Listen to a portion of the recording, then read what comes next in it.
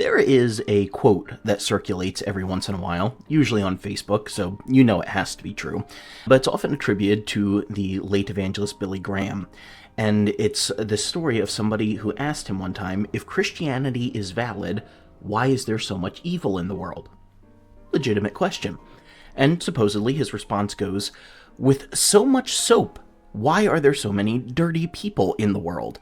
Christianity, like soap, must be personally applied if it is to make a difference in our lives. Sounds really good, really churchy, really Christian. But while I get what they were trying to say, I'll just assume Graham actually said it. Whether or not he did, I can't find any real proof, but we'll just assume it for the sake of the video. While I get what he's trying to say, the analogy actually falls apart pretty quickly when you think about it. Let's talk about why. Hey everyone, I'm Colin, the resident nerd and Bible scholar here at the Bible Uncut and Unfiltered. First problem with this analogy of comparing Christianity to soap is that soap never claims to eliminate all dirt from the world. It just claims to eliminate what you apply it to.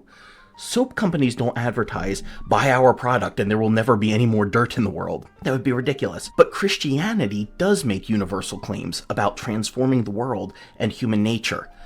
Second, and this is really important, soap has never created more dirt.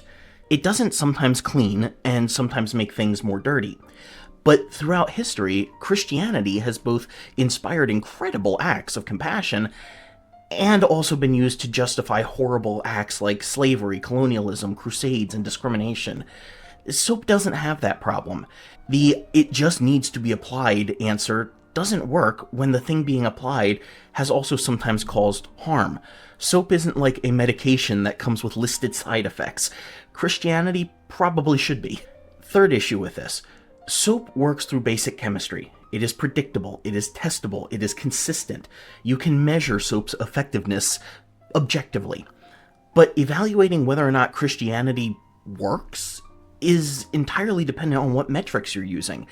And people will disagree about what working would even mean when we're talking about a religion. Are we talking about personal peace that it gives you? Social justice it achieves? Afterlife salvation? The comparison to soap just does not hold up.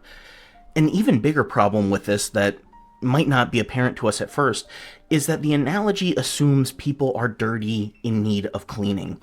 Obviously, the world is messed up. There are problems, and we often act poorly toward each other as human beings.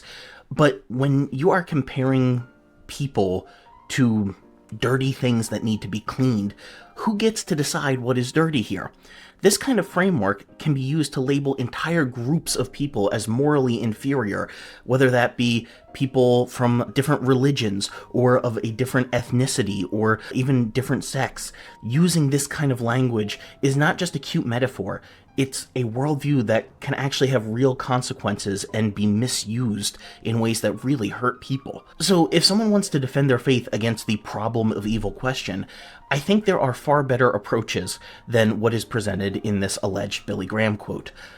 See, Christianity does not claim to magically eliminate evil from the world right now.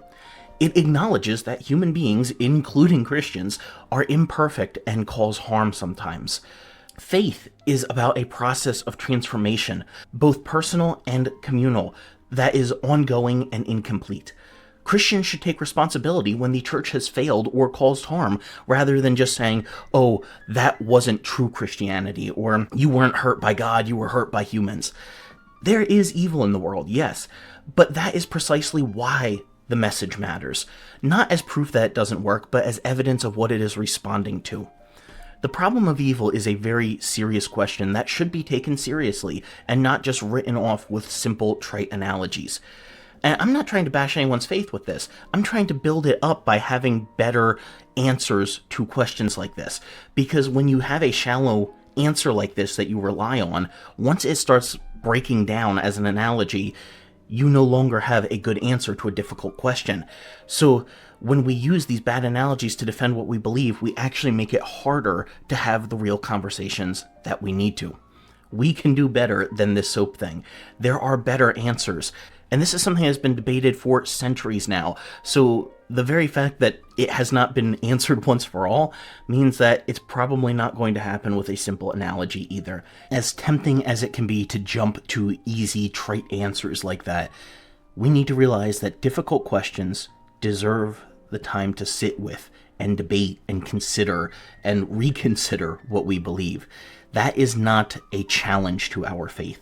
That is an opportunity for us to find God, not necessarily in getting the absolute right answer, but in the process of questioning itself.